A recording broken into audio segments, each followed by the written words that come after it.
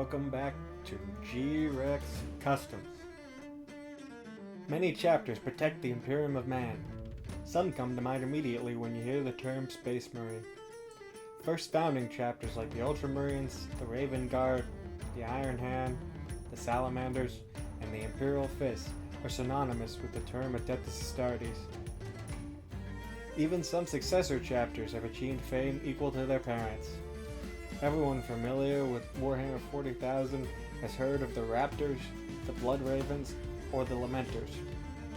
Hell, the Crimson Fist were the original Space Marines, first shown on the cover of the original Rogue Trader game. Still, some chapters remain critically underrated. One of these, one I'm particularly fond of, is the Emperor's Spears. One of the newest chapters, the Emperor's Spears are Ultramarine successors, without a lot of the tropes that usually come with that lineage. Unlike most of their kin, the Spears traded in their Roman aesthetic for heavy Celtic influences, which is pretty unique among Space Marines, and is especially unique among sci-fi in general.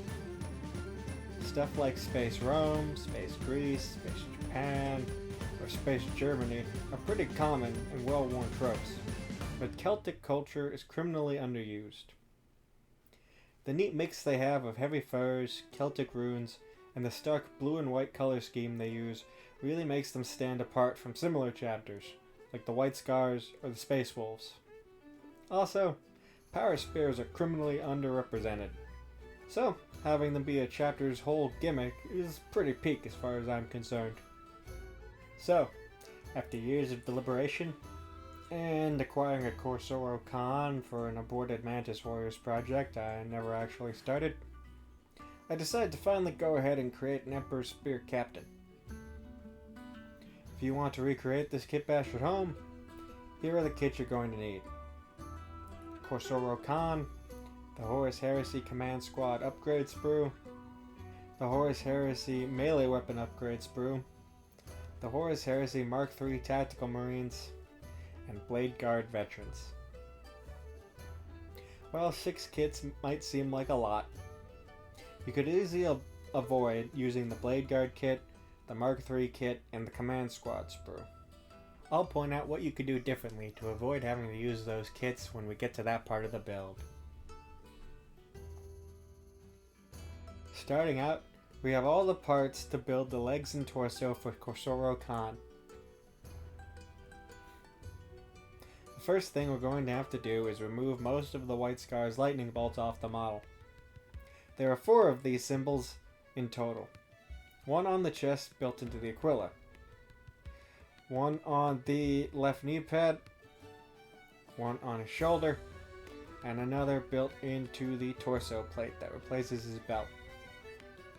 We can leave the one built into the chest alone. You can't see it too well behind the ropes that go across his chest, and it kind of works. I can imagine the Emperor's Spears using a special Aquila like this, given their culture. Removing the rest of the lightning bolt is pretty straightforward.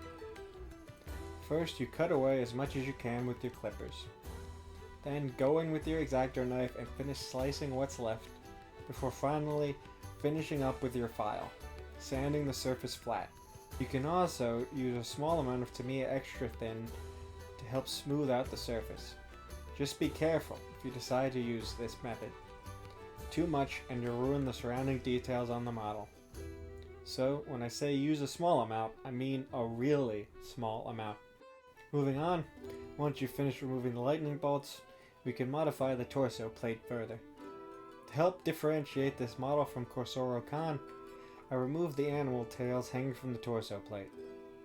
You definitely don't have to replicate this step.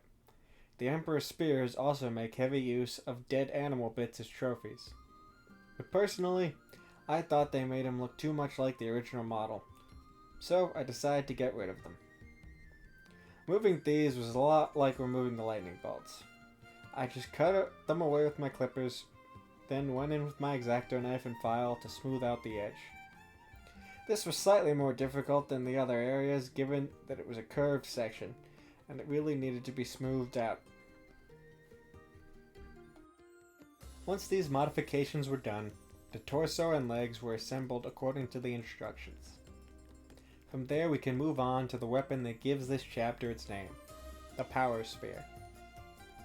For this, we're going to be taking the Power Lance off the Horus Heresy melee weapons upgrade sprue.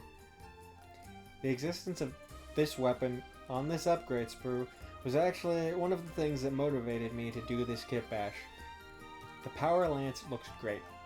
It's definitely the best space polearm we've ever gotten out of Warhammer, and the two-handed pose is really unique compared to most power weapons.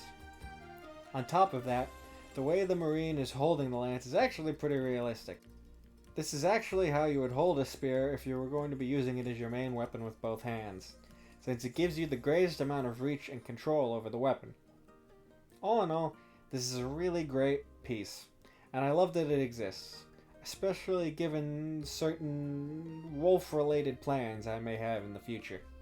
With that tangent over, we can keep moving forward with the kit bash. We're going to cut out the Power Lance and the arms that are meant to hold it off the sprue. These part numbers are 21, 22, and 23 according to the instructions. Make sure to get these arms specifically, since otherwise you may have trouble lining them up right. The left arm will attach right to the torso and will be usable without any kind of modifications. The right arm, however, will require a bit of cutting. For this arm, we're going to take our X-Acto knife and cut away the top part of the arm right above the elbow, leaving just the elbow pad and the forearm. Once that's done, we're going to clean up the cut with our knife and file to create a flat surface better for gluing. From there, we're going to glue the arms onto the torso, fitting up the spear as we do to make sure we get the pose we want.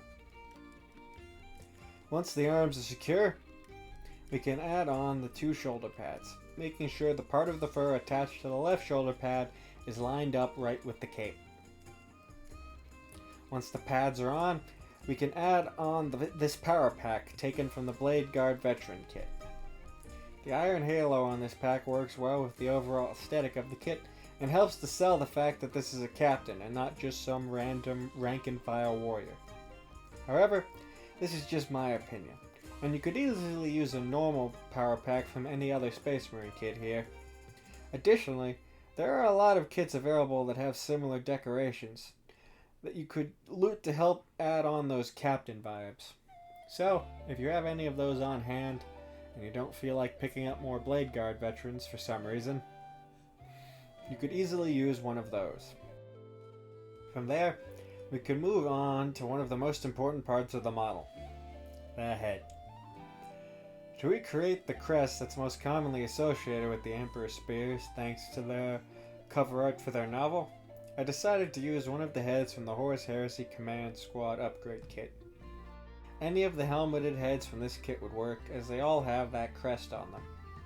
I picked one of the ones that have the trim framing the face grill, because I think it looks cool. And I think it helps sell that sort of ancient Celtic warrior vibe. If you don't feel like picking up the Command Squad kit, you could easily pick a head from a different kit. Most Space Marine heads would work, but if you're trying to recreate the cover art crest, your best options are the helmeted head from the original Primaris Captain kit, this head from the old Firstborn Ultramarines upgrade sprue, or any of the crests from the newer Horus Heresy kits, just rotated 90 degrees. Any of these would work. Or you could go with the classic idea of an unhelmeted head, to sell that this is an important person. Whichever head you use, just make sure that it poses right so that the eye line lines up with the spear.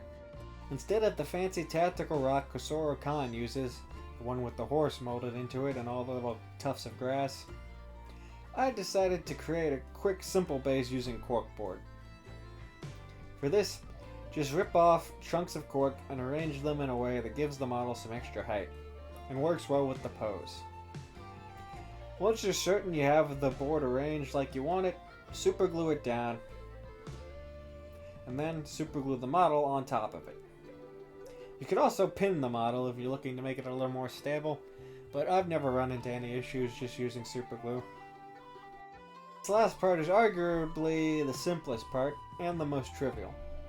You could easily skip it without having any negative effect on the overall model. However, I think it improves the overall vibe of the model, and I think that makes it worth the effort. For this part, simply take 2 of the spare van braces, these parts that are meant for the arms on the upgrade sprue to make them look like the Mark III arms, clean them up, and attach them to the forearms of the model. As previously mentioned, you could completely skip this skip if you don't feel like it, or if you don't want to go through the effort of getting a Mark III upgrade kit, or if you want to use these van braces for something else. However, I really love the Mark III armor. I steal parts of it all the time for kit bashes, so getting one might be a solid investment if you're looking for good bits. And personally, I think these van braces really work well to bulk up the forearms and add a little bit of fancy trim to what is usually a pretty plain part of the model. Still, at the end of the day, it's up to you and what you want to do. I'm not your supervisor. I have no control over you and your tiny plastic people. Once that's all done, the only thing left to do is to paint up the model and add on the decals, leaving us with this. I love how this conversion turned out. I think I really nailed the look I was going for. I mixed in elements of the art the chapter is known for in with my own imagination and the available bits to create something special. Would you have done anything differently? Or do you have any suggestions on what I should do next? If so, leave them in the comments below.